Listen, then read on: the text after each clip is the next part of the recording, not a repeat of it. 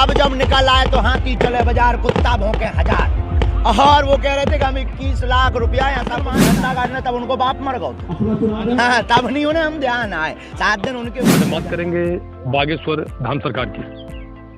आप सब जानते हैं बागेश्वर धाम सरकार के बारे होता है उसके बारे में कि उसको बताना क्या है। और हमको किसी प्रमाण पत्र की आवश्यकता नहीं है, क्योंकि हम प्रमाण पत्र लेने के चक्कर में नहीं है, ना हम कोई दावा करते ना हमारे पास। किसी भी चीज को तब तक आप गलत नहीं कर सकते, सही नहीं कर सकते, जब तक आप खुद ना उसको परखें। बी समाचार, जुनून सच दिखाने का। मैं दोस्ती आप सबका बी समाचार में स्वागत करता हूं। आज हम बात करेंगे बागेश्वर धाम सरकार की।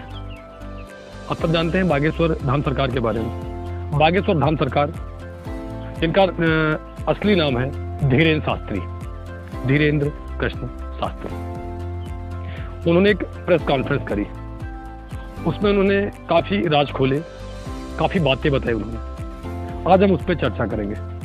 काफी लोग धीरेन्द्र कृष्ण शास्त्री पर आरोप लगा रहे हैं कि वह फ्रॉड हैं, वह फर्जी हैं, उनके पास किसी प्रकार की कोई शक्ति नहीं है।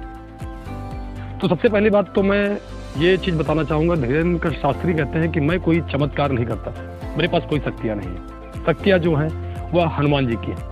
जब मैं गद्दी पर बैठता हूं तभी मैं किसी को कुछ बता पाता हूं।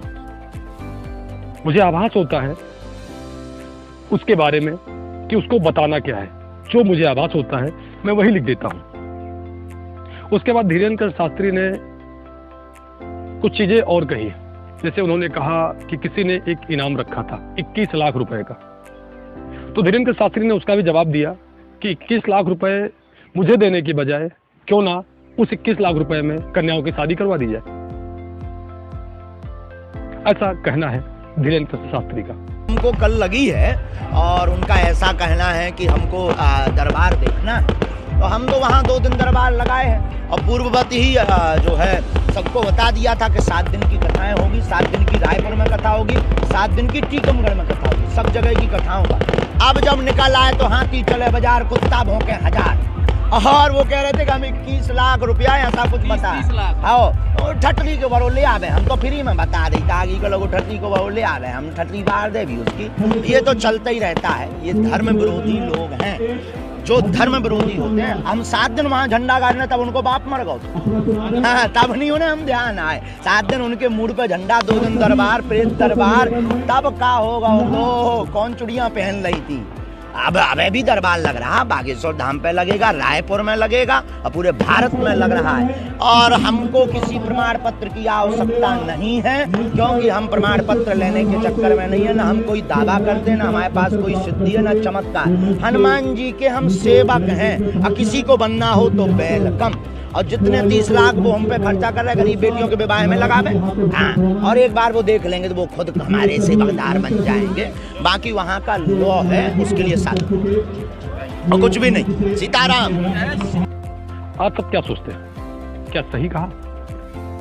दूसरी चीज धीरेन्द्र कृष्ण शास्त्री फिर कहते हैं, वो कहते हैं कि मैं किसी को बुला के बैठाता नहीं हूं, पहले उसका पर्चा बन जाता है। मैं किसी थर्ड पार्टी से कहता हूँ, तीसरे व्यक्ति से कहता हूँ कि आप किसी को भी बीच से उठा लीजिए और आप जिसको उठाएंगे पर्चा उसी का निकलेगा।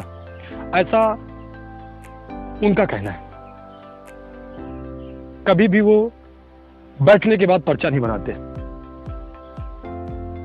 वो कहते पर्चा मैं तब बनाता हूं जब वह व्यक्ति मेरे पास नहीं होता, मेरे सामने नहीं होता। पर्चा बनने के बाद मैं किसी को कहता हूं कि आप अपनी इच्छा से बुला लीजिए।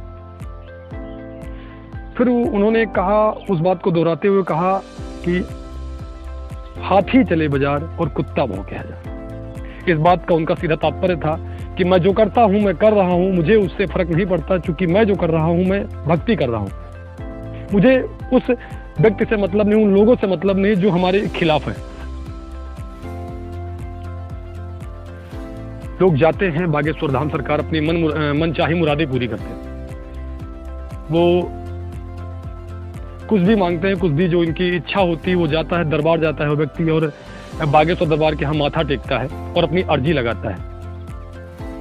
कहते हैं कि वहाँ 1-2 व्यक्ति की अर्जी नहीं लगती, वहाँ सैकड़ों व्यक्तियों की रोजाना अर्जी लगती है। गिने चुने व्यक्ति नहीं आते वहां।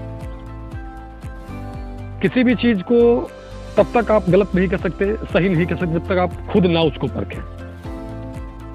उनके ऊपर आरोप लगाए गए कि वहां से वो 7 दिन की कथा थी और 7 दिन की कथा उन्होंने नहीं करी महाराष्ट्र में और वहां से वो भाग आए, जबकि उनका कहना है कि मैंने 7 दिन की पूरी कथा कही और मैं कहीं नहीं गया। लगभग पूरे देश में जाके वो कथा कह रहे हैं, चाहे वो महाराष्ट्र हो, चाहे वो यूपी हो, चाहे वो एमपी हो, सब जगह जाके वो कथा कह रहे हैं। मैं उनके बारे में जो भी जानकारियां होंगी आप तक पहुंचाने का प्रयास करता रहूंगा। साथ के साथ आप अपनी राय कमेंट जरूर करिए, और अभी तक यदि आपने हमारे चैनल को सब्सक्राइब नहीं किया तो सबसे पहले सब्सक्राइब कर लीजिए, क्योंकि ऐसी जानकारी हम आपके बीच में लेके आते रहेंगे। आप देख रहे थे बी समाचार अनुज अवस्थी के साथ। फिर मिलेंगे किसी अन्य वीडियो में, तब तक के लिए जय हिंद।